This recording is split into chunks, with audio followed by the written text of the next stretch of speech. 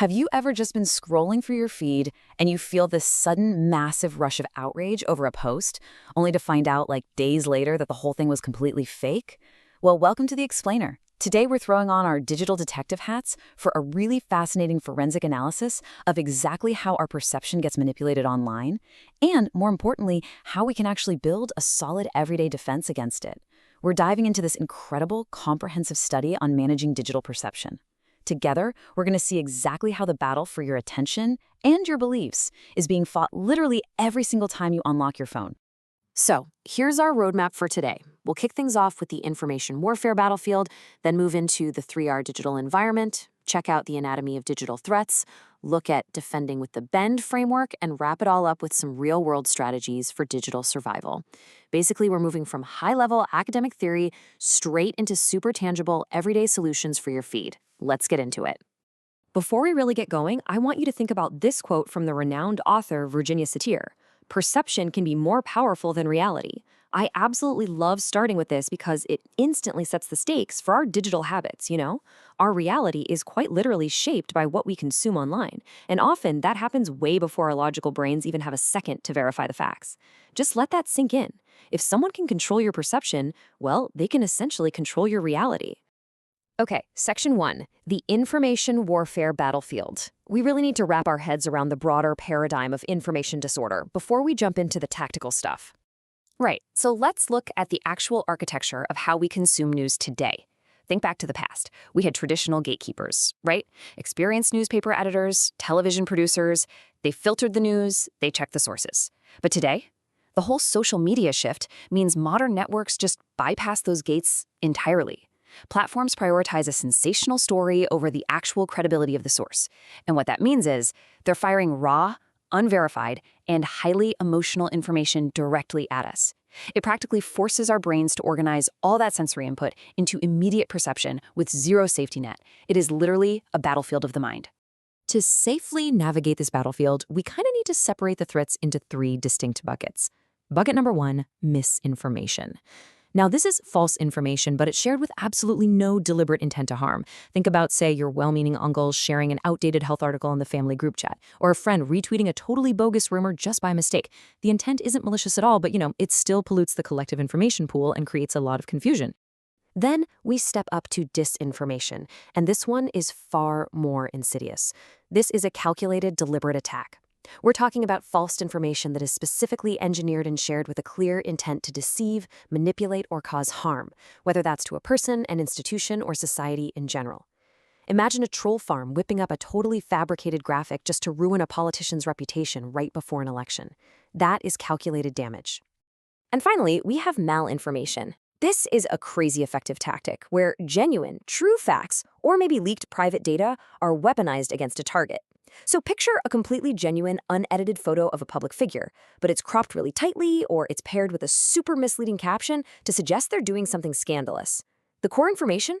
Totally real, but the context is completely and maliciously manipulated to cause maximum damage. All right, moving on to Section 2, the 3R digital environment. Let's take those broad concepts and apply them to a real-world scenario, specifically looking at the digital landscape in Malaysia. Now, in Malaysia, 3R stands for race, religion, and royalty. These are deeply rooted, highly sensitive pillars of national discourse, and the royal institution is a core constitutional pillar right inside this framework.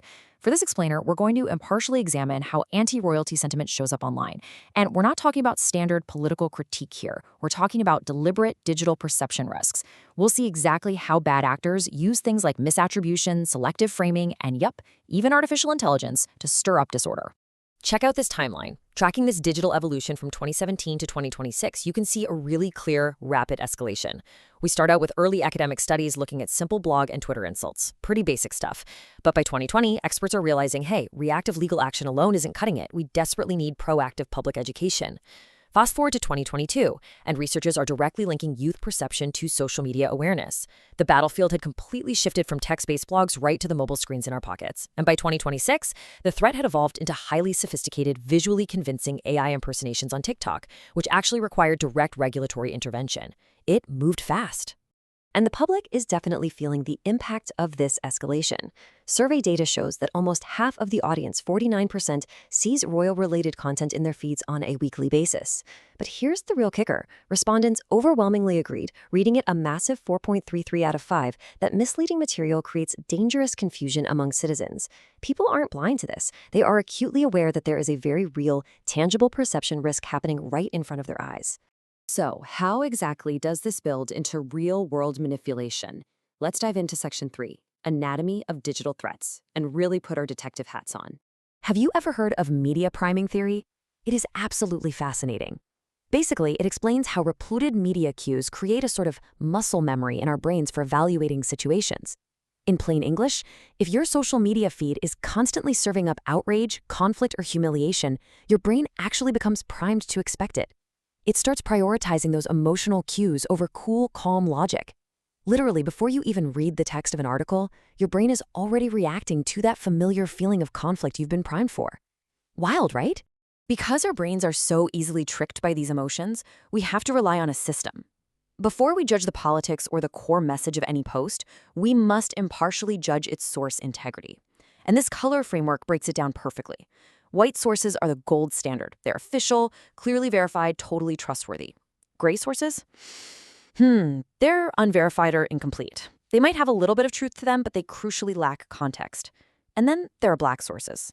These are the ultimate danger. They are outright deceptive, forged, or just entirely fabricated to manipulate you. Let's actually apply this color framework. Look at our first 2026 case study. Here, a publisher posted an allegedly inaccurate translation of a royal address. Now, because it came from a known publisher but lacked the full parliamentary context, it immediately gets flagged as a gray source risk. Our diagnosis here? A potential distort framing risk. Just a simple translation choice or a missing piece of context could completely change the emotional cue and completely distort the meaning of the original transcript for everyday readers. Now, compare that gray source to our second case. This one involved a completely fake TikTok account using AI-enabled content to impersonate and humiliate. I mean, this is a textbook black source. And the diagnosis goes way beyond just distort. It actually includes a tactic known as dismay. Dismay is specifically designed to provoke immediate blinding anger. It relies heavily on visual realism, like an AI-generated face or a cloned voice, to entirely bypass your critical thinking and trigger that primed emotional response we talked about earlier. Okay, so we know exactly what these threats look like. Now, let's jump into Section 4, Defending with the Bend Framework. How do institutions actually fight back without accidentally pouring more gasoline on the fire? They use the bend framework. See, getting into aggressive online arguments just feeds the algorithm and boosts the fake post's visibility. So instead, institutions pivot to constructive, defensive counter-deception. First, they bridge by providing a direct link straight back to the safe primary record. Then they explain by calmly providing the missing context, crucially without matching the troll's angry tone. And finally, they enhance by making that verification process highly visual, fast, and just incredibly easy for a scrolling user to digest. In Malaysia's case, RTM, Radio Television Malaysia, really steps in as the ultimate public communication intermediary here. They operationalize the spend framework, they act as the bridge. By pulling those heavily verified white records straight from Parliament or the Royal Press Office, they translate those dense, kind of dry records into bite-sized factual verification routines. They're basically delivering the absolute truth straight to your scrolling feed, neutralizing all that outrage before it even has a chance to spread. Which brings us to our final stop, Section 5, Strategies for Digital Survival. Let's take all these high-level theories and turn them into actionable, everyday checklists that you can use right now. The first defensive product here is called Berhenti, Check, Think, which means pause, check, think. It's a quick 4-step workflow to neutralize those tricky gray source framing risks. Step 1, realize a viral clip is not proof. Honestly, this is the hardest pill to swallow when our emotions are running hot. Step 2, look at exactly who uploaded it. Step 3, find the original source and double-check the date. And Step 4, if it remains unverified, just don't share it. By simply withholding your click, you stop the cycle of misinformation dead in its tracks. The second product directly combats those dangerous black source AI threats by asking Nampak Resmi, Semak Dahulu. Looks official? Check first. Artificial intelligence is getting scary good, right? So our defenses have to be good too. Step 1, Always check the full account name and the specific handle. Step 2, find the original post. Step 3, critically evaluate the date and context. You'd be amazed how often old photos are recycled to look like breaking news. And step 4, pause, check, and report that fake account to the platform. Ultimately, the absolute final line of defense against information warfare is, well, it's you. And I want to leave you with this provocative thought. The next time a piece of content sparks a massive rush of outrage in your feed, what are you going to do? Will you share it blindly and just become a pawn in the information disorder? Or will you break the cycle, use these tools, and actually check the source? The power to manage digital perception and protect your own reality is entirely in your hands. Thank you so much for joining me on this explainer. Keep learning, stay curious, and hey, always check your sources.